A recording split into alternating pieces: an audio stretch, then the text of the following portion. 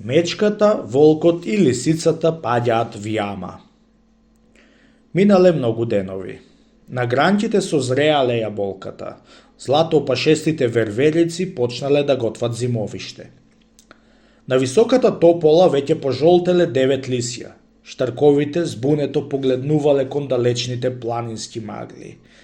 Но сонцето уште греело, љубопитно очекувајќи да го види ослободувањето на славеот.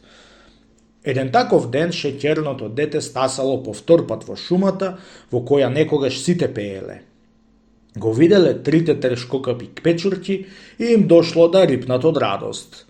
Но нивните корења биле в земја и затоа не рипнале, само се занишале. Здраво, здраво, здраво, го поздравиле печурките шеќерното дете. Ние знаевме дека пак ќе ни дојдеш.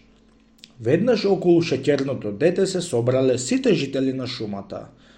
Па? Прашало еленчето. Вистина, па? Прашала желката. Па? Прашале зајакот, верверицата, ежот, полжавот. Детето се насмеало и рекло. Па тоа! Знам како ќе ги победиме планинските зверови и како ќе го ослободиме славеот. Како? Прашале сите. Детето почнало се поред да им раскажува. На крај им кажало за црна шубара и за тоа како тој ќе ги фател зверовите. А сега, драги пријатели, да почнеме со копање, завршило шеќерното дете. 77 фамилии мравки, нешто помалку кртови и нешто повеќе други жители од шумата во која некогаш сите пееле, почнале да копаат. Копале и дење и ноќе. По 3 дни ископале голема и длабока јама и ја покриле со гранчиња и земја.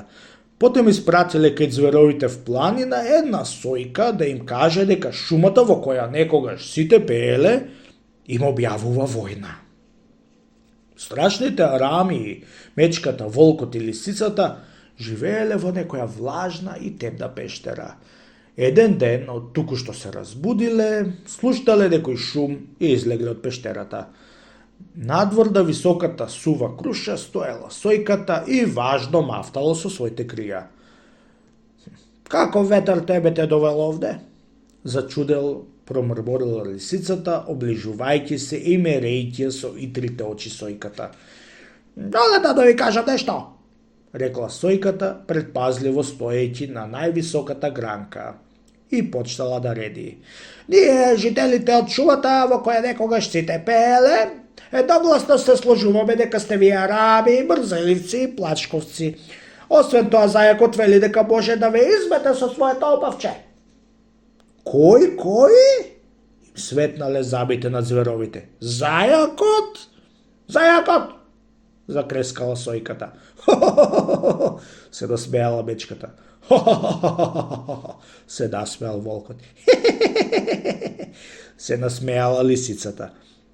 А сојката, како што е научило шеќерното дете, се повеќе ги навредувала и ги лутела. Смејте се, ама кој ќе ни дојдете, тие ќе ви покажеме.